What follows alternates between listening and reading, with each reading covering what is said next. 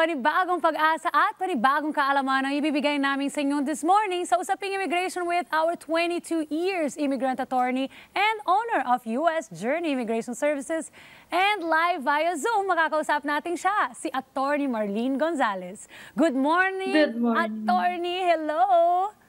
Good morning, Diana. Good morning, Kada friends. Ayan, welcome to Kada Umaga once again. We love having you here at this morning, Attorney. Isa na naman ang kada nating na may tanong po para sa inyo tungkol syempre dito sa immigration concerns nila. So via phone patch, makakausap naman natin today si Joy Mangunay. Good morning, Joy. Are you there na? Hello po, good morning. Ayun, nandiyan na si Joy. Joy, this is Diana Menezes, syempre here sa Kada Umaga, and Attorney Marlene Gonzalez. You may tell her po ang iyong mga concerns tungkol sa Good immigration. morning, Joy. Good morning po, attorney. This is Joy Mangunay po. Actually, anak po ako ng isang US citizen. Nakapangasawa po yung mother ko ng foreigner nung nakaraang mga taon. May sakit po kasi siya ngayon. Is it possible po ba na mapetisyon niya ako papunta ng US para maalagaan po siya? Oo. How long have you been married? You said you're married to a U.S. citizen. He's the one who's sick? No po, attorney. Yung mother ko po is married sa US citizen. So US citizen na din po si mother kasi po namatay po yung biological father ko. Ngayon po, may sakit po yung mother ko. Gusto ko po sana na alagaan po siya. Pero ano po ba ang mga dapat kong gawin? Ano po ba ang mga dapat kong dalhin na mga papers? And ang process po, paano po ba? Para po makapunta po ako sa US. I see. So, pwede kang i-petition ng mother mo. Well, if your mom petitioned for you as a child, are you married, Joy?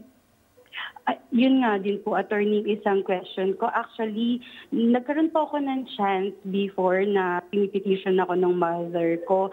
Kaso before po is na-deny po ako.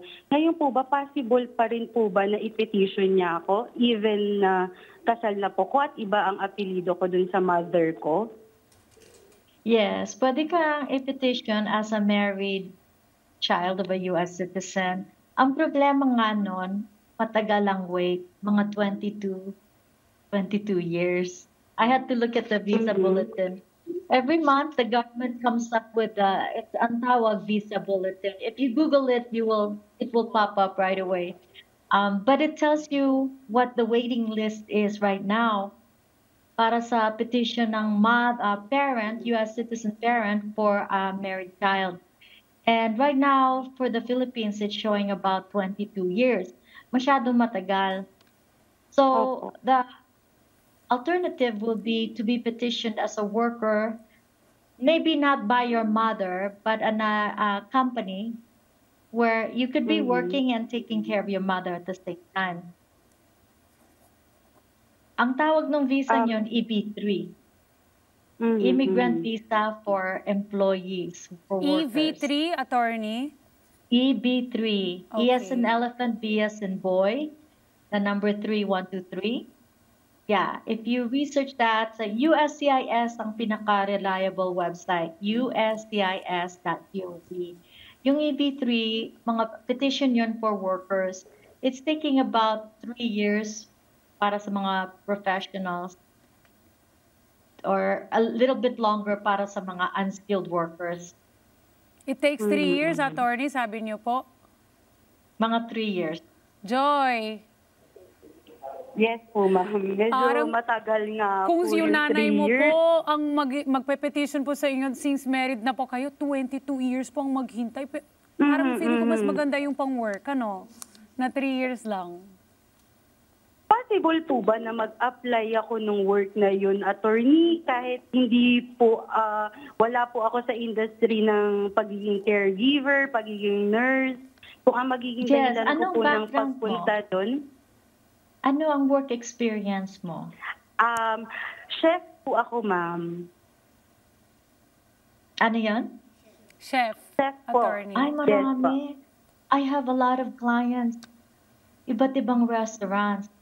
kaso po, attorney, ang concern ko lang po, ang main reason ko po para pumunta ng US is makasama at maalagaan po yung nanay ko. Kasi medyo may edad na po, kailangan niya po ng makakasama sa bahay.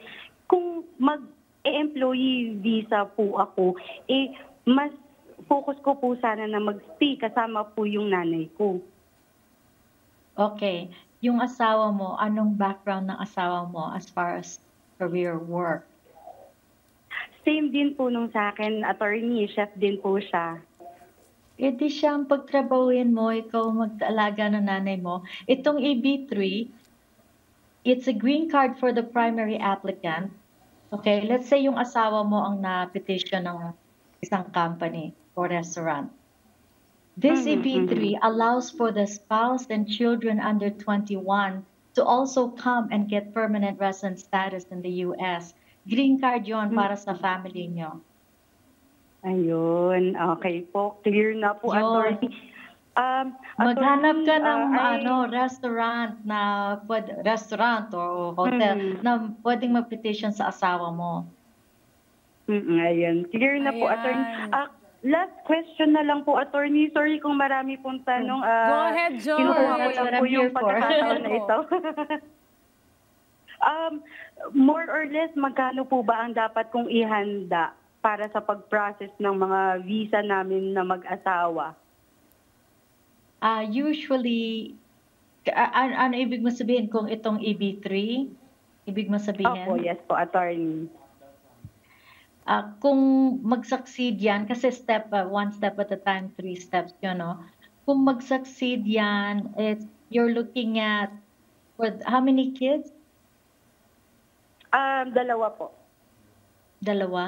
Now, are you asking about filing fees or attorney fees? Yung in total po sana, ma'am, para mapaghandaan ko din po, mapag-ipunan. Siyempre, I cannot give you a quote about my fees. Different attorneys charge different. So, I cannot give you the quote on the fees. Pero yung processing mismo, siguro you're looking at yung sa mga filing fees lang. I can't tell kasi the fees are gonna go up April 1st. Sa ngayon, attorney, more or less, para lang may idea ang ating caller si Joy. More or less, siguro mga 3,000 to 5,000. For the application po? Oo, kung sa family of 5. Ganun. Ayun, Joy. Pero magbabago daw yan sa April. 3 to 5K. Kailangan asikasuhin na po namin ngayon, ma'am. Yes, tama. Pero maghanap kayo ng employer talaga. Just ask around. Like your mom, ask your mom to look for a restaurant who's willing to petition for your husband.